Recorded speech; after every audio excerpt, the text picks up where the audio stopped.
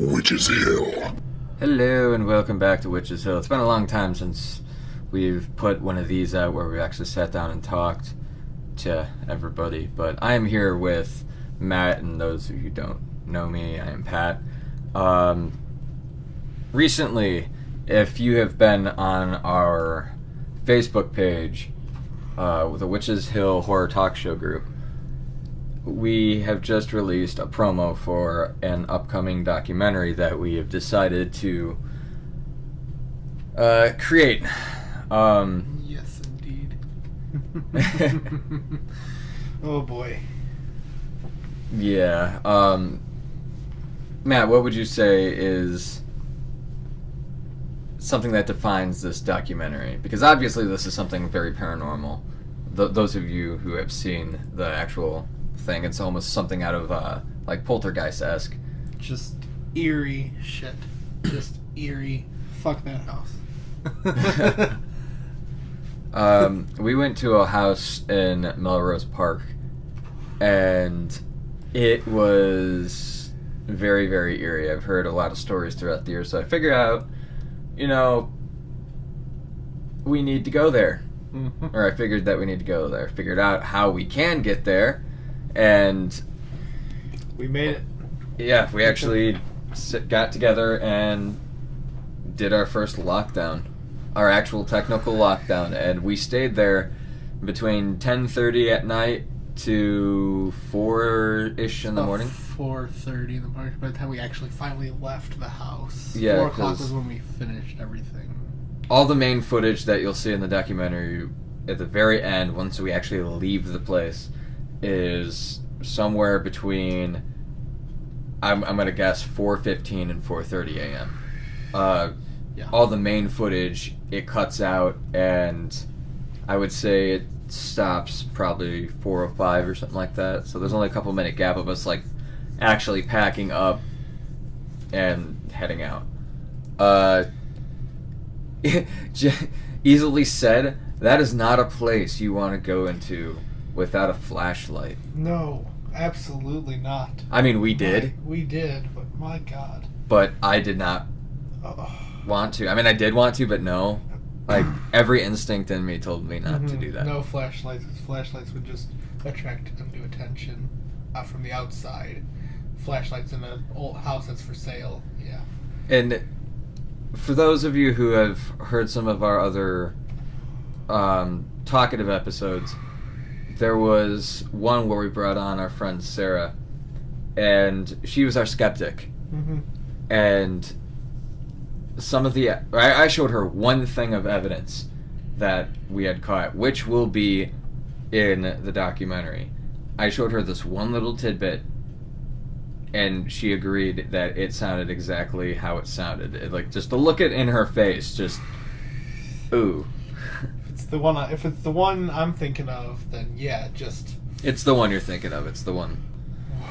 Matt was there. When I Our heard group consists first- of oh my me, God. Matt, and Gavin. And we are the only members, as of now, of the Witch's Hill Paranormal Investigative Team, I guess.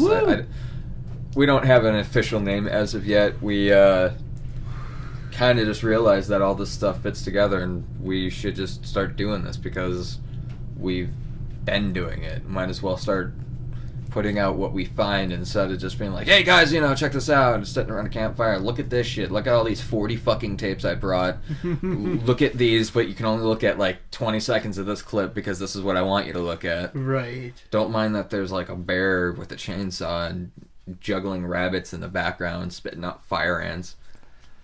All right, then. I got some weird videos, man. Yeah. Oh.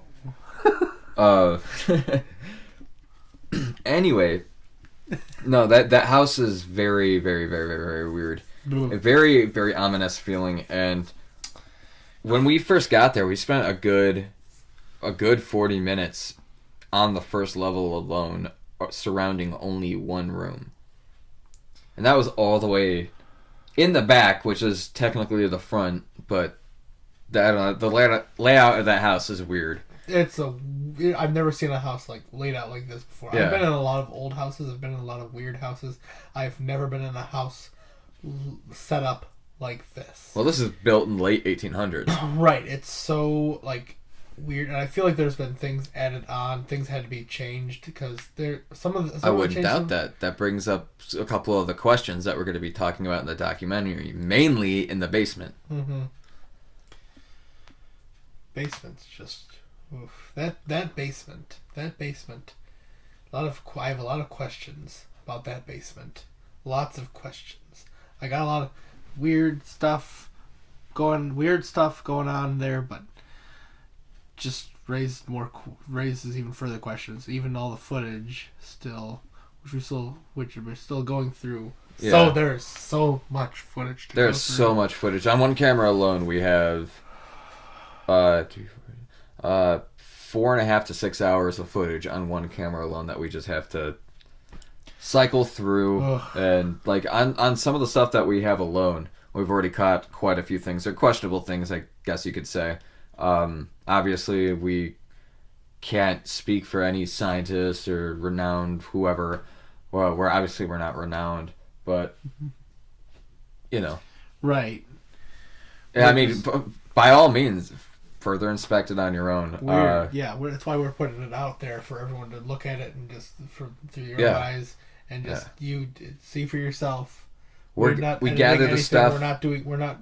We're not playing with anything.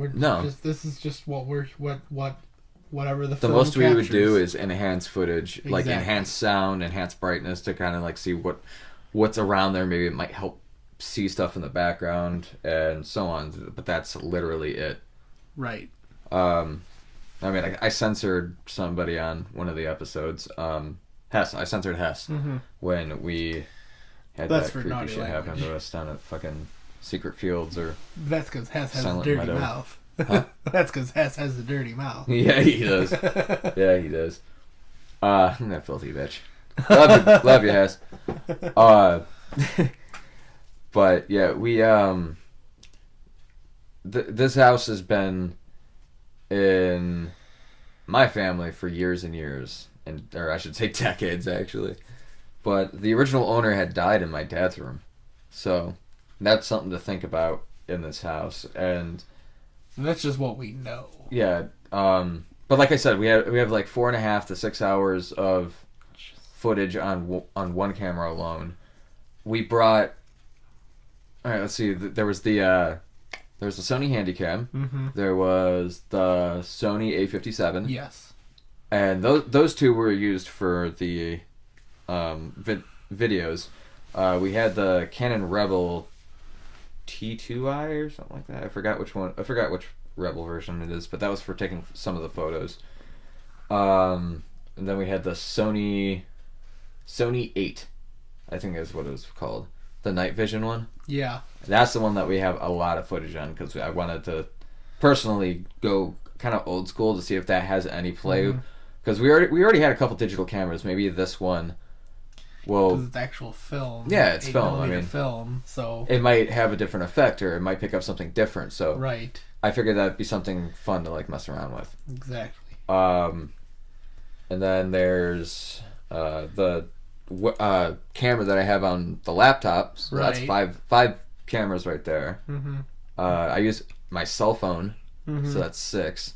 2 tape recorders. We had 2 tape recorders. Shit, what else did we have? I did bring the mic that I'm holding right now and the one that you're using, but we were way too focused on like getting video evidence, and I mean we got audio and video, so right. I mean we had it's like 2 in 1. we had that good mic you have for the one. Which one is it? The Handycam. The Weibo. Not the Handycam. You talk about the attachable one? Yeah, the Rode mic? Yeah. Oh, that was the A57. Right. Yeah, that it's a good mic. And then very good mic. A lot of holy weird shit. That house is active, and houses. a lot of weird things have happened in that house. But yeah, the documentary is gonna kind of explain a lot of what we saw what the story is behind the house, kind of as in the way that the stories that I was told as a kid will be explained, where it happened, and we try to kind of like make the house more active with us being there, and at certain points, some of us were on different levels alone in the dark. Ugh. Yeah, very, very evil, Ugh. and sometimes not so evil presences. And I don't even know. Evil, good. I'm trying to be cryptic, and I can't be so fucking cryptic without making it seem like, oh, it's the same old shit. But like, we got so much fucking shit at this house, and it's just ridiculous. It doesn't. It's just there's so much. Just what something the fuck is what? It's like what the fuck is this shit? Here, fine. I might explain one thing. That room that we spent looking at for about 40-something minutes, we were not wrong about that room. At one point, who was it? Who was holding the camera? I think it was you. This is the... No. That was different. Okay. That was different. But that does have to kind of go along with this. But I'm not gonna explain that one. I'm gonna talk about the room where the entire thing fucking, you know. Okay. Okay. No, you're holding the camera, and I am on the left-hand side, or maybe I'm on the right. I don't remember. But Gavin walks in, or maybe it was I that walks in. One of us walks in, but I'm pretty sure you're the one that was holding the camera, and you're aimed towards the front part of the house, that room that we had surrounded, my aunt's old room, and you could see the windows, you could see the light kind of coming in from back there. I mean, yeah, the camera's a little bit shaky, but it's pretty even. It's not shaky enough to the where it's like, okay, wait, what is it actually looking at? No, you can see where the windows are. Something literally shoots out of that room and goes completely to the left side of the screen, and it blocks out the windows. Something literally makes the entire room go black for like maybe a second. It's a split second. You have to slow it down to actually see it, but when you do it, you also see a white head at the very tip of it shooting across the room. You see, like an orb. Yeah. And then because we thought if that one, I thought that was, because when we saw that, looking at it, we thought it was just someone walked in front, and thought it was Pat walking in front of me, and then Pat walks immediately afterwards. Pat walks right out from behind me. Yeah. Gavin was to the right. Pat was behind me, and this thing, and you see this something walks across. It's not a car in the window, because you can see, because it blocks out the window itself. There's no light. There's no car would do that, because you'd still be able to see outside. So I don't know how to explain that. I don't know what the fuck that was. Didn't like that. Don't like that. It was a really fucked up feeling. That I was the one, and I'm glad I was facing. I'm glad I knew. It's like, whoa, what is it?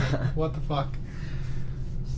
Yeah, so that's just a little idea of what's going to be coming out. Hopefully, at the end of December, maybe at the beginning of January. It all depends on if and when we can get that not Super 8, the Sony 8 film, the 8mm film up on to the computer. I don't have a way as of right now to do it. I do have actually the adapter, but I don't know if it'll work with my version on my computer. I don't know if it'll actually work. I also don't know if it's one of those like really shitty ones that's not gonna fucking do it, because it's been sitting around for like 12 to 15 years.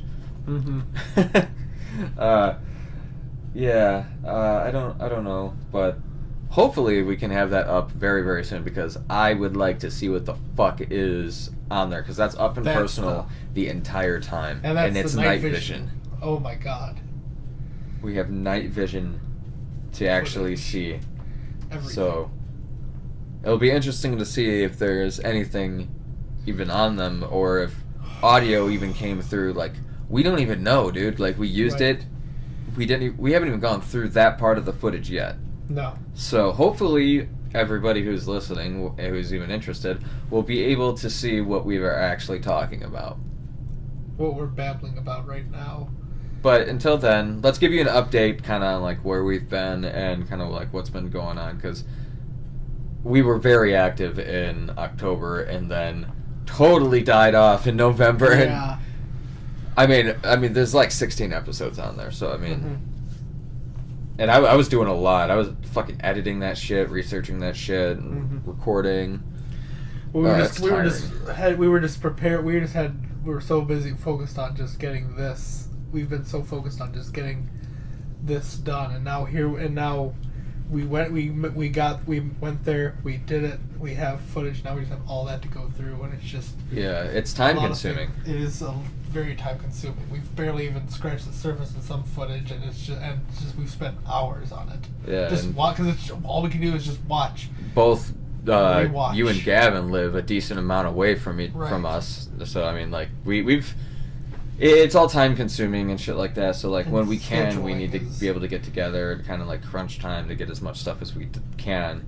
And honestly, I was gonna say, like, let's go through it and like get more shit done tonight, but I also feel that we should do this episode because if people who are listening are thoroughly interested in the Melrose House documentary, I don't want to leave them hanging and just talk about it and then die out again, and then all of a sudden, boom, documentary. Right. Like, I'd like the people to be informed, so this is our way of informing you. Hopefully, let us know if you're interested, and we'll just try and keep you posted. You saw both